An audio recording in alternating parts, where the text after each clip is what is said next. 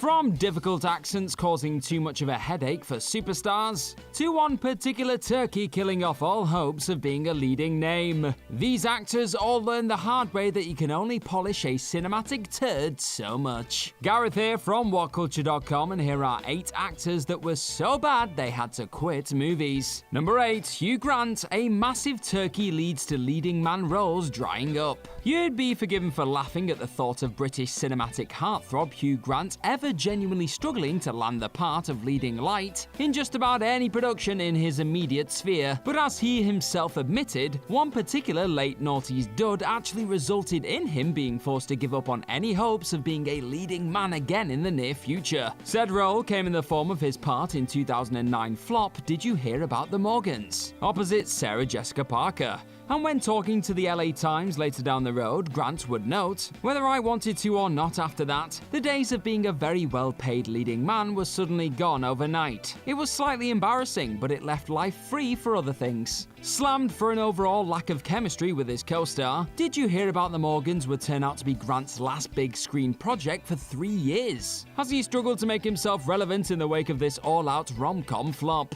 Thankfully, brilliant turns in the likes of The Gentleman and Paddington 2 have pumped new life back into Grant's flailing career, as he settles nicely into a new character-based chapter on the big screen. Number 7. Greta Garbo. A two-faced flop leads to a star giving up. Classed by many as one of the finest actors ever committed to the big screen, Greta Garbo's stellar career that had already racked up 3 Academy Award nominations over the course of a gripping decade on our cinema screens from 1930 onwards was suddenly cut short on the back of one unexpectedly disastrous project. Playing the part of Karen Borg-Blake / Catherine Borg in George Cukor's Two-Faced Woman, the film was a clear attempt to build on the star's undoubted success in projects like Ninotchka, another rom-com that had resulted in one of Garbo's aforementioned Oscar nods. Yet the results weren't anywhere near as successful this time around, critics absolutely slamming the picture that Garbo would later refer to as My Grave. On the back of such a humiliating trouncing by the reviewers, Cukor would go on record to admit that classing the film as the one that killed her career would be a grotesque oversimplification. But he still conceded, "It certainly threw her, but I think that what really happened was that she just gave up. She didn't want to go on." Sure enough, she didn't, and the lackluster Two-Faced Woman would act as this cinematic legend's final ever movie role at just 36 years of age. Number 6. Eddie Murphy. Too many bad films force a break. Much like Hugh Grant earlier on, Eddie Murphy is another star who found himself being forced onto the sidelines on the back of a truly terrible piece of work, or in this case, a string of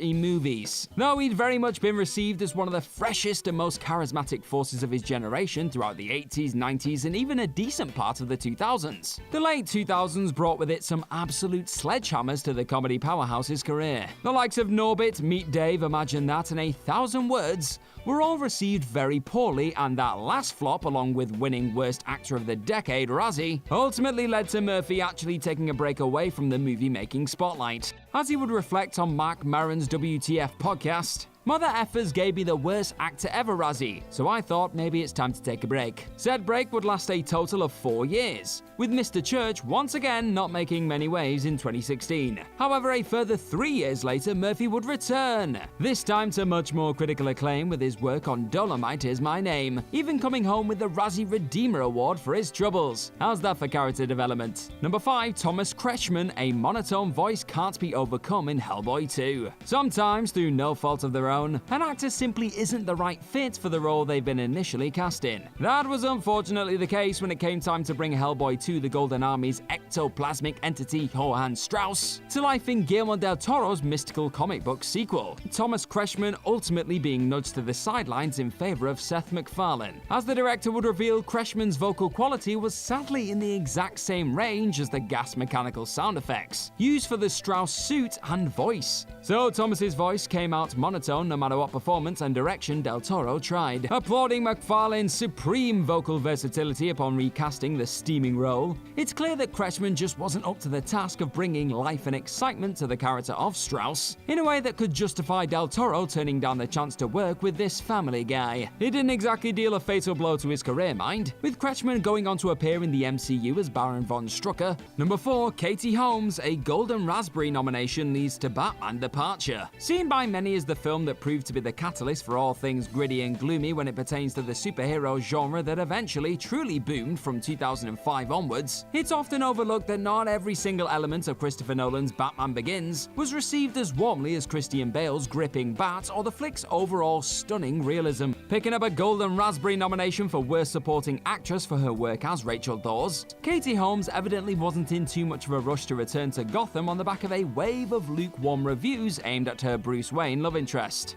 In the end, Holmes was said to have turned down the chance to step back into the Rachel saddle for The Dark Knight, with the star instead opting to wash her hands of the poorly received character in favor of starring in eventual flop Mad Money opposite Diane Keaton and Queen Latifah. Clearly still sensing some potential in Holmes as Dawes though, Nolan did still go on record to state Katy wasn't available for the role, which I wasn't very happy about. But these things happen, and I was very, very fortunate that Maggie Gyllenhaal was able to take it over. Weren't we all? Number 3, Dennis Hopper. An unfortunate agreement is fulfilled after the first day of The Truman Show. Creative differences have been known to cause more than a few impactful cinematic ripples over the years, and said issue was once again cited when it came to the sudden departure of Apocalypse Now star Dennis Hopper on Peter Weir's 1998 drama hit The Truman Show. Depending on which story you believe, Hopper was said to have exited the project a few days in, on the back of not really feeling the role of Christoph. Even telling Entertainment Weekly, I couldn't really find a hook for the character. Others were quick to report that Hopper had actually been given the boot due to the star having an agreement in place in his contract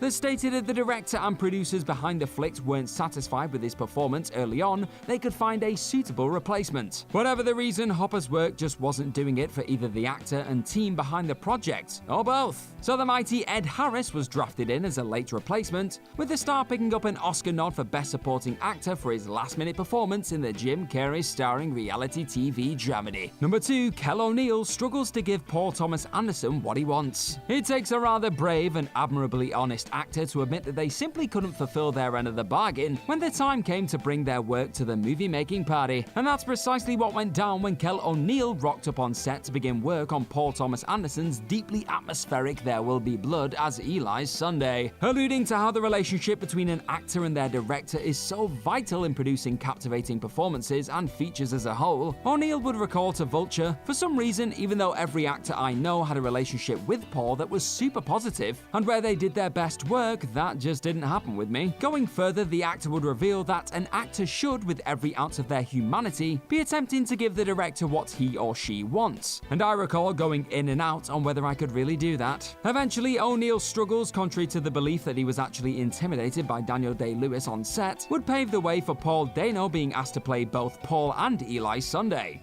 Number 1, Reese Witherspoon couldn't pull off a convincing Scottish accent for Brave.